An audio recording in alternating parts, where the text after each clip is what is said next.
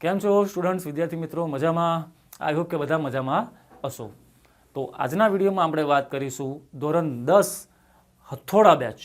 બરાબર, હથોડા બેચમાં આપણે ચાલે છે સિરીઝ પેપર નંબર 3 એસાઇનમેન્ટનું. પેપર નંબર જે 3 ચાલે છે એસાઇનમેન્ટનું, એમાં આપણે સેક્શન એ અને સેક્શન બી અડધો લગભગ આટલે સુધી આપણે કરેલો. કે એક પેરેગ્રાફ આવતો હતો, કન્વર્ઝેશન, ઇન્ટરવ્યૂ ટાઈપ થોડી વાતચીત ચાલતી હતી. બરાબર, તો ત્યાં સુધી આપણે એનું મિનિંગ કમ્પ્લીટ જોઈ ગયા હતા. હજુ એના કદાચ સવાલ જવાબ આપણા બાકી છે. હા ભાઈ, તો સવાલ જવાબ હજુ એના આપણા બાકી છે. બરાબર, ત્યાં સુધી આપણે કમ્પ્લીટ કર્યું છે ફ્રેન્ડ્સ. તો આઈ હોપ કે વિડીયો તમે સારી રીતે જોઈ રહ્યા હશો, અમને પ્રેમ આપી રહ્યા હશો. તો ચલો ચાલુ કરીએ ડાયરેક્ટ વિડીયોમાં. આપણે કે પેરેગ્રાફ તો આપણે પતી ગયેલો, મેં તમને આનું મસ્ત સરસ ગુજરાતી સમજાવી દીધું હતું. હવે એના સવાલ જવાબનો વારો છે. તો સવાલ જવાબ ઉપર આપણે થોડું ધ્યાન આપી દઈએ. તો પહેલો સવાલ શું કહે છે ભાઈ? એક મિનિટ, દરેક થોડું શરૂ કરી નાખીએ. અને પહેલો સવાલ કે why Umang was sad. Why Umang was sad મતલબ કે ઉમંગ કેમ દુઃખી હતો? એનો કોઈ પ્રોબ્લેમ હતો? પેટમાં દુખતું હતું? બીમાર હતો? બરાબર, એને કોઈ મારેલું? ના ભાઈ. કેમ દુઃખી હતો? તો જોઈએ આપણે.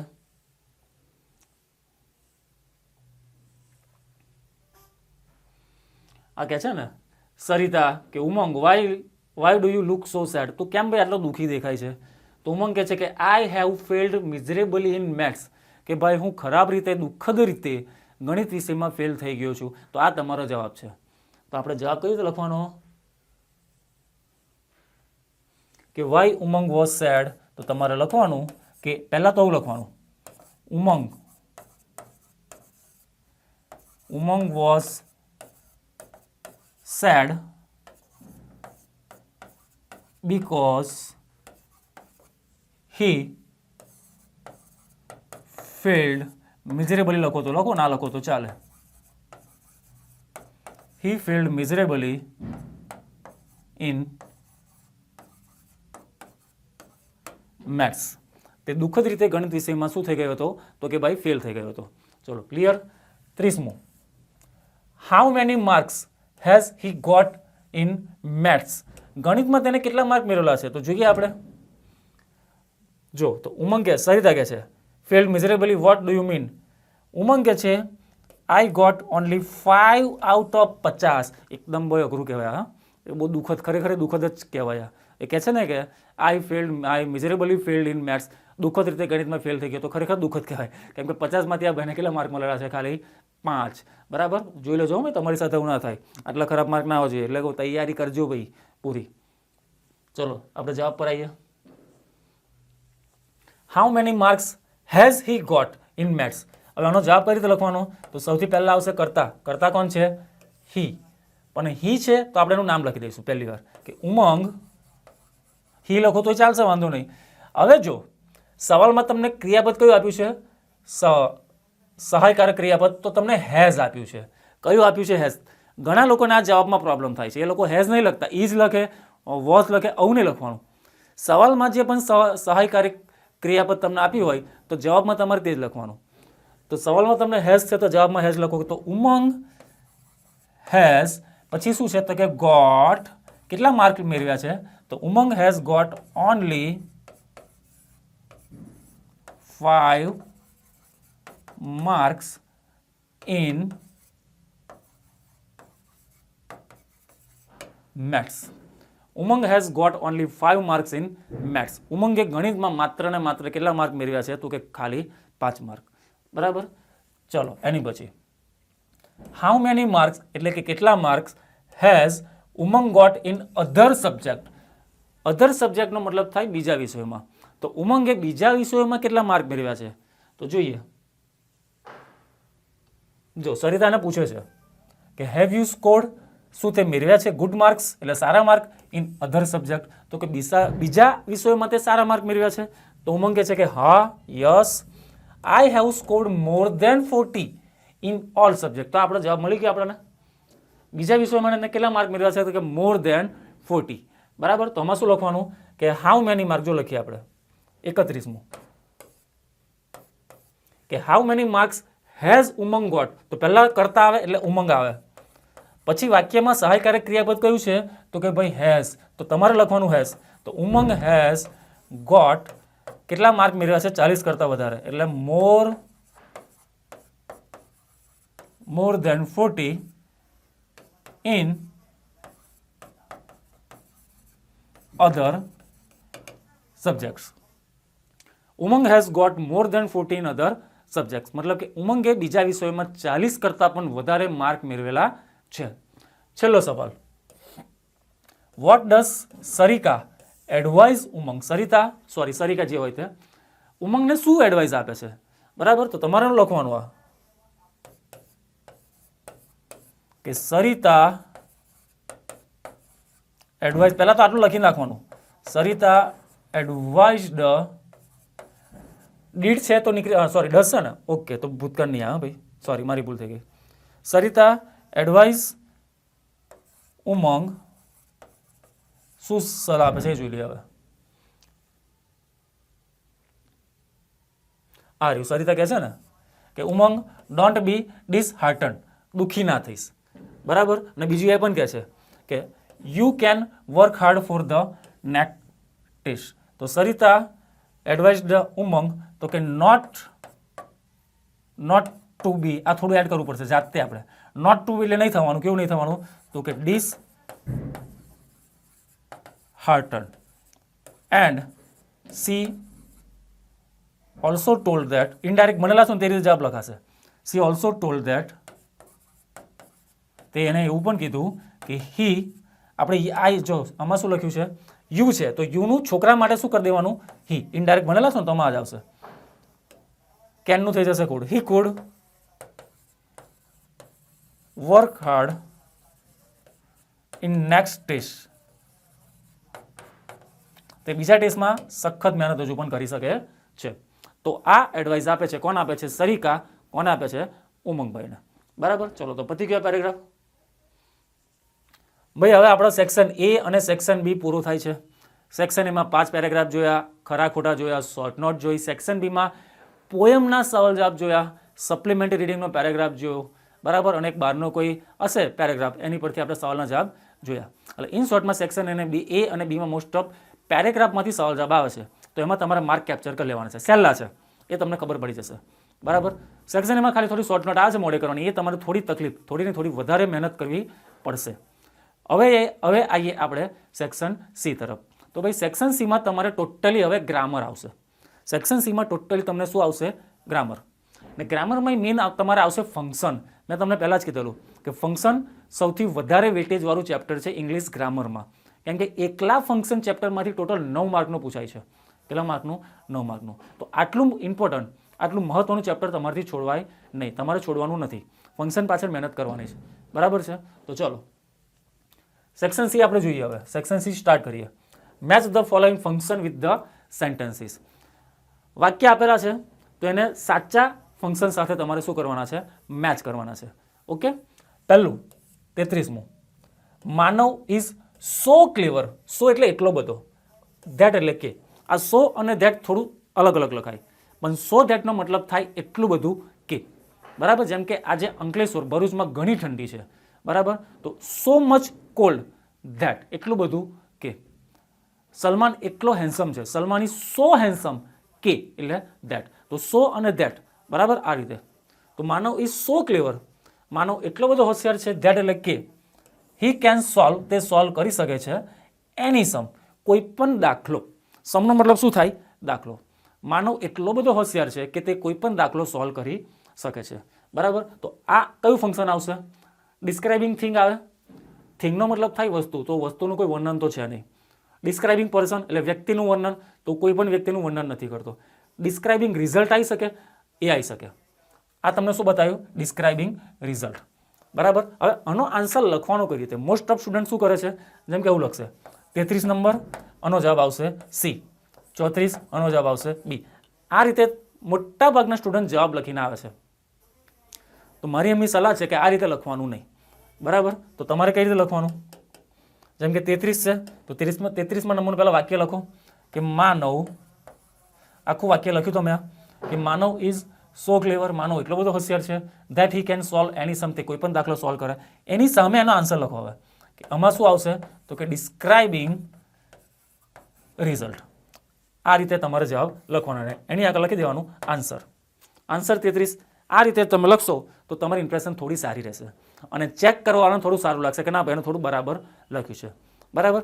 હવે તમે આન્સર લખ્યો છે તો આન્સર નીચે પેન્સિલથી કે પેનથી અંડરલાઇન કરી દો. એમ અંડરલાઇન કરી દો એટલે હાઇલાઇટ થાય કે ભાઈ આ પેલા છોકરાએ કે આ જવાબ લખ્યો છે. બરાબર. તો આ રીતે તમે આન્સર લખી શકો છો. ચલો તો જવાબ ખબર પડી ગઈ. 34 કે માય બ્રધર, મારો ભાઈ, ડઝ એક્સરસાઇઝ એટલે એક્સરસાઇઝ કરે છે two remain fit. Fit remain એટલે રહેવું થાય. રિમેનનો મતલબ શું થશે? રહેવું. તો કે ભાઈ મારો ભાઈ છે ને ડેલી એક્સરસાઇઝ કરે છે ફિટ રહેવા માટે. ડેલી નહીં કીધું પણ આ તો મેં જાતે એડ કરી દીધું કે મારો ભાઈ એક્સરસાઇઝ કરે છે ટુ રિમેન ફિટ, ફિટ રહેવા માટે. બરાબર. તો આનો ભાઈ એક્સરસાઇઝ કેમ કરે છે? કોઈક હેતુ તો હશે ને એક્સરસાઇઝ કરવાનો. એમનામ ગાણાની જેમ એક્સરસાઇઝ નહીં કરતો ઉઠીને. નહીં, એક્સરસાઇઝ કરવાનો હેતુ છે. કયો હેતુ? આર્યુ ટુ રિમેન ફિટ, ફિટ રહેવા માટે. તો આ વાક્યમાં તમને હેતુ ઉદ્દેશ્ય આપ્યો છે. બરાબર. તો આમાં કયો જવાબ આવશે? તો આનો જવાબ આવશે ડી, ડિસ્ક્રાઇબિંગ પર્પઝ. કેમ કે ભાઈ પર્પઝનો મતલબ જ થાય હેતુ કો, કોઈ ઉદ્દેશ્ય કો, એનો મતલબ જ આ થાય. તો આનો જવાબ આવશે ડિસ્ક્રાઇબિંગ પર્પઝ. પર્પઝનો મતલબ જ થાય હેતુ અથવા ઉદ્દેશ્ય. બરાબર. તો આનો જવાબ ક્લિયર.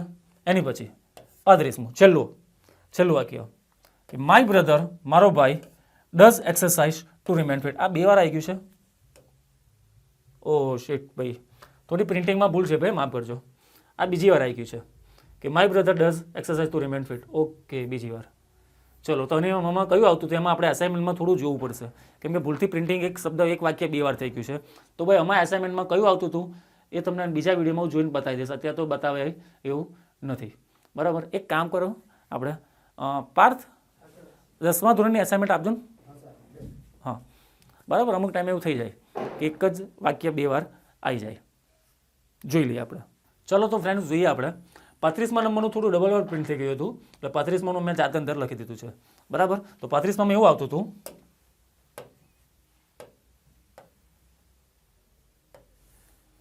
કે ધ લેડી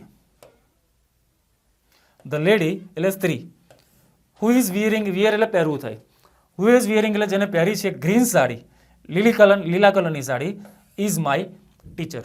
બરાબર. 35માં એવું આવતું હતું કે ધ લેડી સ્ત્રી છે, who is wearing a green sari કે જેને લીલા કલરની સાડી પહેરી છે, ઇઝ માય ટીચર. તો કે ભાઈ મારા કોણ છે? તો કે શિક્ષક છે. બરાબર. તો ચલો આમાં કોની વાત કરી છે? લેડી વિશે વાત કરી છે. આમાં શેની વિશે વાત કરી છે? લેડી વિશે. કે એક લેડીઝ છે તેને લીલા કલરની સાડી પહેરી છે ને એ ભાઈ મારા કોણ છે? તો કે ભાઈ મારા ટીચર છે. એટલે આમાં આવશે વ્યક્તિનું વર્ણન કર્યું છે. તો વ્યક્તિનું વર્ણન છે એટલે આમાં આવશે ડિસ્ક્રાઇબિંગ પર્સન. આમાં શું આવશે? તો કે ભાઈ ડિસ્ક્રાઇબિંગ પર્સન.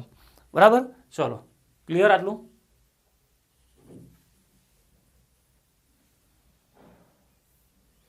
હવે ચૂઝ, પસંદગી કરો, right the appropriate response to complete the conversation. કન્વર્ઝેશનનો મતલબ થાય વાતચીત. બરાબર. એટલે કન્વર્ઝેશન તમારે જોવાની છે અને પરફેક્ટ રિપ્લાય કયો આવી શકે એ આપણે જોવાનું છે કેમ કે આ પણ એક ફંક્શનનો જ ભાગ છે. ચલો 36મું પેસેન્જર, ઇન્ક્વાયરી એઝ નેચર.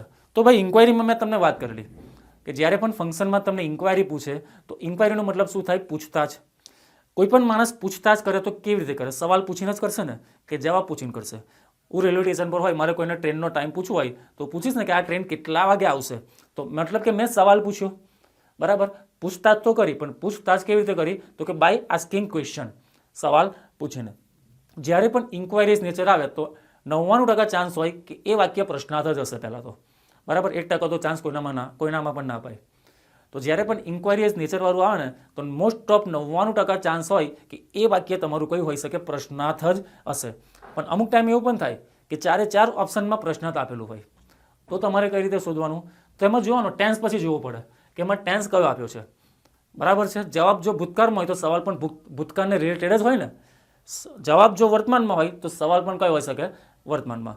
એના જે સહાયકારક ક્રિયાપદ છે તમારે ખાસ જોવા પડે. એમાં કોઈ કાં તો ડુ હોય, ડઝ હોય. જો ડુ અને ડઝ હોય તો વર્તમાનકાળ કહેવાય, ડીડ હોય તો ભૂતકાળ કહેવાય અને વિલ હોય તો ભવિષ્યકાળ કહેવાય અને હેવ અથવા હેઝ હોય તો પૂર્ણ વર્તમાન કહેવાય, પૂર્ણ વર્તમાનકાળ કહેવાશે અને જો હેડ હશે તો પૂર્ણ ભૂતકાળ.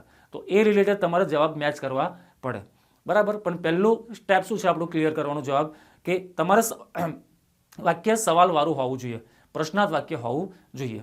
બરાબર. તો આમાં જોઈએ પેસેન્જર કહે છે કે ઇન્ક્વાયરી ઇઝ નેચર. ઇન્ક્વાયરી કંઈક કરે છે તો કંડક્ટર એનો જવાબ આપે છે. કંડક્ટર શું જવાબ આપે છે કે depending on the route. Depend કરે છે એટલે આધારિત છે ભાઈ, કે ડિપેન્ડિંગ ઓન ધ રૂટ એટલે કે રૂટ ઉપર આધાર છે. હવે ઇટ મે ટેક, તે લઈ શકે છે 5 to 7 hours. અવર્સનો મતલબ થાય કલાક. તે 5 કે 7 કલાક લઈ શકે છે ડિપેન્ડિંગ ઓન ધ રૂટ. એટલે રૂટ કેવો છે એની ઉપર ડિપેન્ડ. તો પહેલા સવાલ શું પૂછ્યો છે કે કંડક્ટર એવું કીધું કે ભાઈ ડિપેન્ડ કરે છે રૂટ ઉપર, 5 થી 7 કલાક લાગે. તો સવાલ શું પૂછ્યો છે? પહેલું કે વેર ઇઝ સાપુતારા. સાપુતારા ક્યાં છે? આવું તો પૂછ્યું નહીં હોય. બીજું હાઉ ફાર, કેટલું દૂર છે ઇઝ સાપુતારા. આ કદાચ આવી શકે. ત્રીજું how much time does it take, એટલે કેટલો સમય તે લેશે રીચ સાપુતારા, એટલે કે સાપુતારા પહોંચવામાં. આ આવી શકે. અને છેલ્લું વિચ બસ, એટલે કઈ bus will go to Saputara, કઈ બસ સાપુતારા જશે. બરાબર. તો આ નહીં આવે, પહેલું પણ નહીં આવે. તો આ બેમાંથી કયું આવશે? તો કે સી આવશે. જો સી આમાં કીધું છે પેસેન્જરે શું સવાલ પૂછ્યો છે કે હાઉ મચ ટાઈમ, કેટલો સમય ડઝ ઇટ ટેક, એટલે તે લેશે ટુ રીચ સાપુતારા, સાપુતારા પહોંચવામાં કેટલો સમય લેશે. તો પેલા જવાબ આપ્યો ડિપેન્ડિંગ ઓન ધ રૂટ, કે ભાઈ શાંતિ રાખ, રૂટ ઉપર ડિપેન્ડ કરે છે. It may take 5 to 7 hours, તે 5 થી 7 કલાક લઈ શકે છે. તો આ તમારો કમ્પ્લીટ જવાબ આવશે. ચલો એની પછી આપણે 37મું. ટીચર કહે છે look at those boys. Look એટલે જો, ધોઝ બોયઝ એટલે પેલા છોકરાઓ તરફ. ભાઈ કે પેલા છોકરાઓ તરફ જો. રોશની કહે છે ડિસ્ક્રાઇબિંગ કમ્પેરિઝન. બરાબર. કમ્પેરિઝનની વાત આવે ભાઈ તો કમ્પેરિઝનમાં છે ને તમારે ડિગ્રી યાદ રાખવાની. કમ્પેરિઝન જ્યારે પણ આવે તો તમારે શું યાદ રાખવાનું? ડિગ્રી. આપણી ટોટલ 3 ડિગ્રી છે. બરાબર. આપણી ટોટલ કેટલી ડિગ્રી છે? 3. કઈ? તો કે પોઝિટિવ છે, બીજી કઈ છે? કમ્પેરેટિવ. જો જવાબની સાથે આખો તેનો કોન્સેપ્ટ તમને ક્લિયર કરાવું છું. અને ત્રીજી કઈ છે? સુપરલેટિવ. ચલો તમને ડિગ્રી ક્લિયર કરી દો. પોઝિટિવમાં કેવું હોય કે કોઈ પણ વસ્તુ હોય, બરાબર, એમાં બંને બાજુ શું મૂકે? એઝ મૂકે અને એઝ મૂકે. કમ્પેરેટિવમાં શું હોય? કોઈ પણ વસ્તુ હોય, બરાબર, કોઈ એનું વિશેષણ હોય તો એની આગળ શું લાગે? મોર લાગે. અને જો મોર ના લાગે તો વિશેષણની પાછળ શું લાગશે? ઈઆર. શું લાગે? ઈઆર. અને એની પછી શું લાગે? તો કે ધેન લાગે. શું લાગે? ધેન. અને સુપરલેટિવનો મતલબ શું થાય? તો એની આગળ મોસ્ટ લાગે. શું લાગે? મોસ્ટ. અને અમુક શબ્દની આગળ મોસ્ટ ન લાગે તો શબ્દની પાસે શું લાગે? એસટી. શું લાગે? એસટી. આ 3 ડિગ્રીની તમારી પહેલા તો ઓળખ મેં બતાવી. જ્યારે પણ કોઈ ડિગ્રી પોઝિટિવ હોય તો એમાં બંને બાજુ સરખામણી સરખી જ કરી હોય. કોઈ વધારે સારું પણ ના બતાવ્યું હોય, કોઈ વધારે ઉતરતું ખરાબ ના બતાવ્યું હોય. એઝ એટલે મતલબ કે સરખું. જેમ કે અમદાવાદ સુરત જેટલું મોટું છે ભાઈ, એ વાત અલગ છે, અમદાવાદ મોટું છે સુરત કરતાં, પણ આ તો એક્ઝામ્પલ તરીકે અમદાવાદ સુરત જેટલું જ મોટું છે, ના જેટલું, નાથી વધારે નહીં કે નાથી ઓછું નહીં. તો અમદાવાદ ઇઝ બિગ, બંને બાજુ શું આવ્યું? As big as Surat. તો આ થઈ કઈ ડિગ્રી? પોઝિટિવ. કમ્પેરેટિવમાં શું બતાવે કે ના કરતાં વધારે ચડી હતું. અમદાવાદ સુરત કરતાં મોટું છે તો અમદાવાદ ઇઝ બિગ. તો બિગ એટલે તો મોટું થાય ને. બિગની પાસે શું લાગશે? ઈઆર. જો મેં કીધું છે ને ઈઆર લાગે. અમદાવાદ ઇઝ બિગર ધેન, ના કરતાં મોટું. કોની કરતાં? સુરત. તો આ તમારી થઈ કઈ? કમ્પેરેટિવ. અને છેલ્લી આવશે સુપરલેટિવ. તો કે ભાઈ અમદાવાદ સુરત બુરત કરતાં નહીં, અમદાવાદ બધાથી મોટું છે ગુજરાતમાં. લો વાત જ પૂરી. બરાબર. અમદાવાદ ગુજરાતમાં સૌથી મોટું છે તો અમદાવાદ ઇઝ આગળ શું લાગશે? ધ ને મોટું એટલે બિગ, પણ બિગની પાછળ શું લાગશે? EST. Ahmedabad is the biggest city in the Gujarat. બરાબર. તો આ 3 ડિગ્રી. જ્યારે પણ તમને ફંક્શનમાં કમ્પેરિઝનની વાત કરવામાં આવે તો તમારે ડિગ્રી યાદ રાખવાની.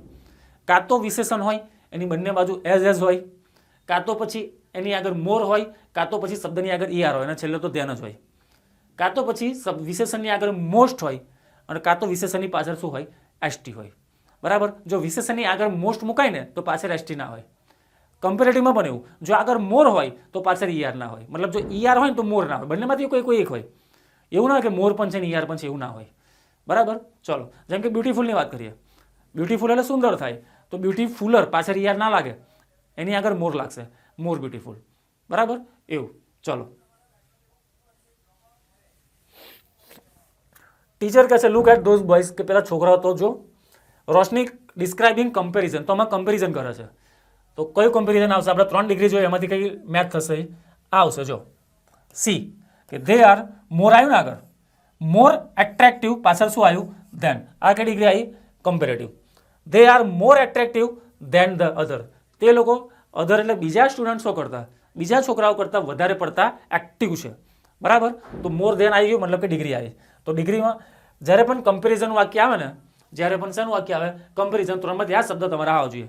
કાં તો વિશેષણ આગળ એઝ હોય, મોર હોય, ઈઆર ધેન હોય, મોસ્ટ હોય, કાં તો એસટી. આ ત્રણમાંથી હોય એ વાક્ય તમારો જવાબ. ક્યારે? કે જ્યારે કમ્પેરિઝનની વાત આવે ત્યારે. ચલો પતી ગયું. 38મું લલિતભાઈ કહે છે સિન્સ વેન. ભાઈ સિન્સ વેનનો મતલબ કેટલાને ખબર નહીં હોતી, કેમ કે એ લોકો ખાલી વેનનો મતલબ જાણે. વેનનો મતલબ શું થાય? ક્યારે. સિન્સ વેન આખાનો મતલબ થાય ક્યારથી. સિન્સ વેન એટલે ક્યારથી. હેવ યુ બીન લર્નિંગ એટલે શીખી રહ્યા છે સંસ્કૃત. રીતા જવાબ આપે છે, એટલે છોકરીને પૂછ્યું છે. સિન્સ વેન એટલે ક્યારથી. હેવ યુ બીન લર્નિંગ એટલે તું શીખી રહી છે સંસ્કૃત. રીટા કહે છે યાર પોઈન્ટ ઓફ ટાઈમ. જો ભાઈ બે વસ્તુ યાદ રાખજો, હજુ હું તમને શોર્ટકટ આપી દઉં. જ્યારે પણ તમને પોઈન્ટ ઓફ ટાઈમની વાત કરી હોય ને, તો મોસ્ટ ઓફ એની અંદર 99% શું આવશે? સિન્સ આવશે. શું આવશે? સિન્સ. પોઈન્ટ ઓફ ટાઈમની જો વાત કરી હોય તો એમાં 99% ચાન્સ છે કે એમાં શું વાક્યમાં શું આવે? સિન્સ આવે. અને બીજું વાત કે જ્યારે તમને ડ્યુરેશનની ટાઈમ પીરિયડ, ડ્યુરેશન, જ્યારે પણ તમારી સાથે ડ્યુરેશન ઓફ ટાઈમની વાત કરી હોય ને, તો એમાં છે ને એક્ઝેક્ટ સિન્સ ના આવે, પણ એમાં છે ને સમયગાળો આવશે એક આખો. ડ્યુરેશન ઓફ ટાઈમની વાત કરો તો સમય, કેમ કે ડ્યુરેશનનો મતલબ જ થાય સમયગાળો. જેમ કે મેં તમને પૂછ્યું તું ગઈકાલે કેટલા વાગે આવેલો, તો તમે મને એક્ઝેક્ટ ટાઈમ કહેશો કે હું કાલે 5 વાગે આવેલો. એની જગ્યા પર એવું પૂછું તમે ગઈકાલે કેટલો ટાઈમ રમેલા, તો તમે એક્ઝેક્ટ ટાઈમ તો નહીં કહો મને કે મેં 5 વાગે રમેલો, 6 વાગે નહીં. તમે એવું કહેશો અમે 2 કલાક રમેલા, કે 3 કલાક રમેલા, 5 થી 8 રમેલા, આવું તમે કહેશો. તો આને કહેવાય ડ્યુરેશન ઓફ ટાઈમ. શું કહેવાય? Duration of time. તો જ્યારે પણ કોઈ ફંક્શનમાં ડ્યુરેશન ઓફ ટાઈમ જો આપેલું હોય ને, તો એમાં છે ને તમને 4 શબ્દ આવશે. કયો શબ્દ આવશે? 4. અને જ્યારે એક્ઝેક્ટ સમય પૂછ્યો હોય તો એમાં સિન્સ આવશે. ડ્યુરેશન ઓફ ટાઈમ હોય તો એમાં 4 આવે. પોઈન્ટ ઓફ ટાઈમ હોય તો એમાં એક્ઝેક્ટ શું આવે? સિન્સ આવે. બરાબર? ચલો ક્લિયર. લલિત કહે છે સિન્સ વેન એટલે ક્યારથી. Have you bin learning Sanskrit, તું ક્યારથી સંસ્કૃત શીખે છે. રીટા કહે છે પોઈન્ટ ઓફ ટાઈમ. જો પોઈન્ટ ઓફ ટાઈમ હોય તો સિન્સ હશે અંદર. જોવાનું કયા વાક્યમાં સિન્સ છે. આઈ લાઈક ટુ લર્ન, આમાં નહીં સિન્સ, આ નહીં આવે. I have been learning Sanskrit, since, આમાં આવી ગયું since. Long time. I have been learning Sanskrit for a long time, આમાં 4 આવ્યું. જો મેં કીધું ને 4 ડ્યુરેશન ઓફ ટાઈમ માટે વપરાય. સિન્સ આપણે આની માટે ના વપરાય. Point of time. Point of time હોય તો એમાં સિન્સ જ આવે. તો આ તમારો જવાબ કે I have been learning Sanskrit since a long time, આ નહીં આવે. ચલો ક્લિયર. તો આ શોર્ટકટ મેં તમને શીખવાડું છું. આપણા વિડીયોમાં એસાઇનમેન્ટ આપણે સોલ્વ કરીએ તો એવું નહીં કે એસાઇનમેન્ટના ખાલી જવાબ જ તમને કહીને ભાગી જવું, એવું ના હોય. એસાઇનમેન્ટના જવાબ તો તમને કહું છું, પણ એની સાથે કેમ આનો જવાબ આવે છે એના કોન્સેપ્ટ પણ તમને ક્લિયર કરાવું છું. બરાબર? તો એટલા માટે કહું છું જે પણ વિડીયો આવે તેને શાંતિથી સિરિયસલી વિડીયોને જોજો ખાલી. બરાબર છે? તો ઘણા બધા તમારા ડાઉટ અને કોન્સેપ્ટ ક્લિયર થઈ જશે, કેમ કે એક્ઝામના બહુ થોડા ટાઈમ બાકી છે હવે. બરાબર? વિડીયો જોશો ને તો ઓછા ટાઈમમાં શોર્ટકટમાં તમારું રિવિઝન થઈ જશે અને શીખવાની મજા પણ આવશે. કેમ કે જ્યારે તમે કોઈ વસ્તુ વાંચો છો, વાંચીને શીખવું અને વિડીયો જોઈને શીખવું, આસમાન જમીનનો ફરક પડે. કેમ કે વાંચતી વખતે તમારું માઇન્ડ થોડું ડાયવર્ટ થઈ શકે, તમને કંટાળો આવી શકે, પણ વિડીયોમાં જ્યારે કોઈ તમને ભણાવતું હોય તો તમને શીખવાની પ્રોસેસ થોડી ફટાફટ થઈ જાય. ઇઝીલી તમને શીખી શકો અને વહેલા કંટાળો પણ નહીં તમે. બરાબર સ્ટુડન્ટ્સ? ચલો હવે કેમ હોવું આવી ગયું ભાઈ? 2 મિનિટ, થોડું ટેકનિકલ પ્રોબ્લેમ ચાલુ થયો.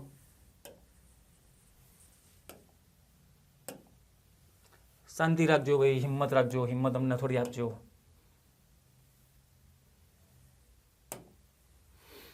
અમુક ટાઈમે થોડું ટેકનિકલ પ્રોબ્લેમ આવી શકે છે ભાઈ. બરાબર? કેમ કે વી યુઝ ટેકનોલોજી, આપણે ટેકનોલોજી વાપરીએ તો ટેકનિકલ પ્રોબ્લેમ આવી શકે. ચલો 2 મિનિટ, હા, વધારે વાર નહીં લાગે.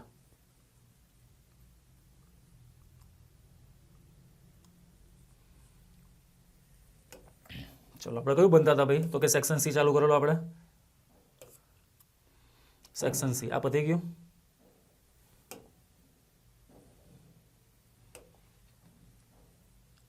આ પતી ગયેલું આપણે બરાબર રીટા વાળું. ચલો અહીંથી સ્ટાર્ટ કરીએ આપણે હવે.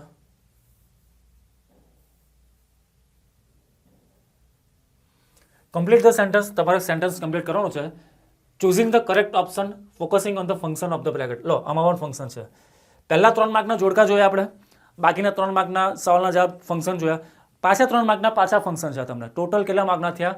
9 માર્કના. એટલે કહું છું ફંક્શન ચેપ્ટર કમ્પ્લીટ શીખી લેજો બરાબર. બેઠા 9 માર્ક લેવાના છે ને છે એકદમ સહેલું પાછું, એટલું બધું અઘરું નથી ખાલી. તો 39મો પહેલાં આપણે બદલી નાખીએ પાછી થોડી. ખાલી જગ્યા C goes all the exam બરાબર. સી ગોઝ ઓલ ધ બધી પરીક્ષાઓ આપે છે. તો આમાંથી શું બતાવ્યું છે? Describing contrast. કોન્ટ્રાસ્ટનો મતલબ શું થાય? વિરોધાભાસ. કોન્ટ્રાસ્ટનો મતલબ યાદ રાખજો, વિરોધાભાસ. તો કોન્ટ્રાસ્ટમાં તમારે એવું જ વાક્ય આવે કે જે બંનેમાં વાક્યમાં વિરોધાભાસ તમને બતાવ્યો હોય. પહેલા કોન્ટ્રાસ્ટની શરત શું હોય? વાક્યમાં પહેલા ધો આવવું જોઈએ, કાં તો ઓલ્ધો આવે અથવા બટ આવે, કંઈ પણ આવે, પણ વાક્યનો મતલબ જો તમે જાણો ને તો તમને વાક્યમાં વિરોધાભાસ ખબર પડવી જોઈએ. જેમ કે મોહન ડાયો છે, પરીક્ષામાં ફેલ થઈ જાય છે. કોન્ટ્રાસ્ટ થઈ ગયું ને. ડાયો છોકરો પરીક્ષામાં ફેલ ના થાય, હોશિયાર હોય થોડો, પાસ જ થાય. બીજું વાક્ય, મહેશ જાડો છે, દોડવાની રેસમાં હંમેશા પહેલો આવે છે. બહુ મોટો કોન્ટ્રાસ્ટ થયો હતો. જાડો માણસ દોડી શકે ખરો, પણ રેસમાં પહેલો થોડો આવ્યો ભાઈ, ના આવી શકે. તો આ એક કોન્ટ્રાસ્ટ થયો. અમિત પૈસાવાળો છે, દુઃખી છે. પૈસાવાળો માણસ જનરલી આપણે એવું વિચારીએ કે ખુશ જ હોય, સુખ શાંતિ હોય, મનમાં શાંતિ હોય, જિંદગીમાં શાંતિ હોય, પણ અમિત તો દુઃખી છે. તો આ બધા વાક્યો કેવા કહેવાય? કોન્ટ્રાસ્ટ. વાક્યમાં વિરોધાભાસ તમને બતાવે છે બરાબર. અને બીજું કે વાક્યમાં પહેલાં શું આવવું જોઈએ? ધો હોય, ઓલ ધો હોય, કાં તો વચ્ચે શું હોય? બટ હોય. આ રીતે આપણે જવાબ ઓળખવાનો. આમાં શું કીધું છે? C goes all the exam, તે બધી પરીક્ષાઓ આપે છે બરાબર. તો પહેલું ધો કવિતા વોઝ ઇન્ટેલિજન્ટ. કવિતા ઇન્ટેલિજન્ટ હતી. તો ભાઈ ઇન્ટેલિજન્ટ છે ને પરીક્ષા આપે, કોઈ મોટી વાત નહીં, એટલે આમાં વિરોધાભાસ નહીં, લાજવાબ નહીં આવે. બીજું જો કે કવિતા વોઝ વીક. વીક એટલે નબળું થાય. આ વીક એટલે અઠવાડિયું નહીં. વીક બે પ્રકારના આવે. VEEK હોય તો વીકનો મતલબ અઠવાડિયું થાય, અને VWEAK હોય તો આ વીકનો મતલબ નબળું થાય બરાબર. ધો કવિતા વોઝ વીક, જો કે કવિતા નબળી હતી. નબળી હતી તે બધી પરીક્ષાઓ આપે છે. ચલો આ આવી શકે જવાબ. સી ધો કવિતા પ્રિપેર્ડ વેલ, જો કે કવિતાએ તૈયારી સારી કરેલી. હવે તૈયારી સારી કરેલી તો પરીક્ષા આપવાની છે, એમાં કોઈ વિરોધી ઘટના નહીં, એટલે સી જવાબ નહીં આવે. ચોથું, કવિતા ઇઝ વેરી હાર્ડ વર્કિંગ. કવિતા ઘણી મહેનતું છે. કવિતા મહેનતું છે ને બધી પરીક્ષા આપે, એમાં કોઈ મોટી વાત નહીં, એમાં કોઈ વિરોધી ઘટના આપણને દેખાતી નથી. તો તમારો જવાબ કયો આવશે? બી, કે ધો કવિતા વોઝ વીક, જો કે કવિતા નબળી હતી તે છતાંય તે બધી પરીક્ષાઓ આપે છે. તો આમાં વિરોધી ઘટના આવી ગઈ બરાબર. તો આ તમારો જવાબ. 1 મિનિટ, આમાં છે ને થોડી પ્રિન્ટિંગ મિસ્ટેક લાગે છે. 2 મિનિટ. ગોઝ નહીં આવે, કદાચ પાસ આવવું જોઈએ. અમુક ટાઈમે ભાઈ અમે પ્રિન્ટિંગ કરે ભૂલ થઈ જાય. માફ કરી દેવાના. હા, આમાં ગેવ આવશે. ગેવ એટલે આપેલી. C gave all the exam, તેને બધી પરીક્ષા આપેલી. તો આ તમારો જવાબ. ધો કવિતા વોઝ વીક, જો કે કવિતા નબળી હતી તોય તેને બધી પરીક્ષા આપેલી.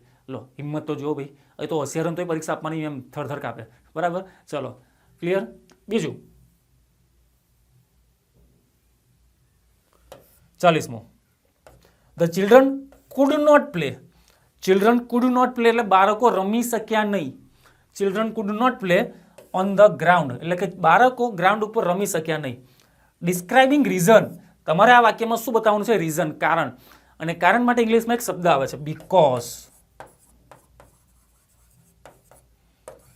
કારણ માટે કયો શબ્દ આવે છે? બીકોઝ. તો જોઈએ કયું વાક્ય તમને રીઝન બતાવે છે. યાર આ કેમ ટેકનિકલ એવું થાય છે પ્રોબ્લેમ? 1 મિનિટ ભાઈ, થોડી હિંમત રાખજો. હા,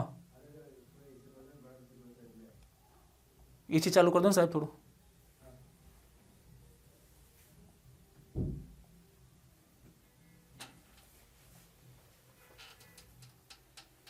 છોકરાઓ જો ટેકનિકલ થોડા પ્રોબ્લેમ આવે છે, હિંમત રાખજો થોડી બરાબર. વેટ થાય છે.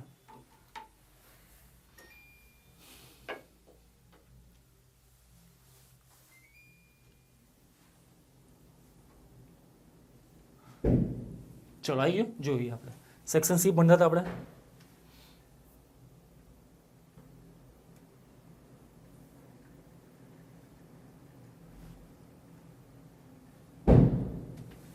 આગળ ને આપણે જો the children could not play cricket on the ground. બાળકો ગ્રાઉન્ડ ઉપર રમી શકે નતા. તમારે શું આપવાનું રીઝન? તો રીઝનમાં મેં તમને કીધેલું, રીઝન માટે એક શબ્દ આવે છે, કયો આવે છે? બીકોઝ. તો જોઈએ જવાબમાં. તો જો આ તમારા જવાબ છે. સ્ટુડન્ટ્સ કે જેમ તમે જોઈ શકો છો થોડું ટેકનિકલ પ્રોબ્લેમ આવે છે આપણે પીપીટીમાં, બરાબર. તો એને કારણે આ વિડીયો આપણે અત્યાર સુધી અહીં રવા દઈએ છીએ, કેમ કે મેં ઘણીવાર ટ્રાય કર્યો પણ ચાલુ થતો નથી. તો આ વિડીયો આપણે અહીં સુધી રવા દઈએ. હવે જો નેક્સ્ટ વિડીયોમાં આપણે જોઈશું સેક્શન સી આપણો થોડોક જ બાકી છે. હવે 3 કે 4 આપણે સવાલ બાકી છે ને પછી આવવાનું છે સેક્શન ડી. તો થોડોક માટે બાકી છે ને ટેકનિકલ પ્રોબ્લેમ આવવાથી આપણે આટલે સુધી આજે રાખીએ છીએ. તો મળીએ બીજા નવા વિડીયો સાથે. ત્યાં સુધી ગુડ બાય, બરાબર. અને તૈયારી તમે કન્ટિન્યુ કરતા રહેજો. જે પણ વિડીયો રોજબરોજ તમારી સામે આવે છે એનો જોવો, શીખો, કેમ કે આમાં નોટ ઓનલી એસાઇનમેન્ટના જવાબ કહું છું પણ એનું પ્રેક્ટિકલ સોલ્યુશન પણ તમને હું કરાવું છું. દરેક કોન્સેપ્ટ પણ કરાવું છું, એની થિયરી, ગ્રામરના જે મેઇન ચેપ્ટર આવે છે એ પણ આપણે કરાવું છું, કેમ કે આપણે ડિગ્રી જોઈ, ફંક્શન જોયા, બરાબર. તો એટલા માટે કહું છું કે વિડીયોને તમે છે ને શાંતિથી રેગ્યુલર જોતા રહો. તો ચલો ફ્રેન્ડ્સ, મળીએ બીજા નવા વિડીયોમાં. ત્યાં સુધી બાય બાય.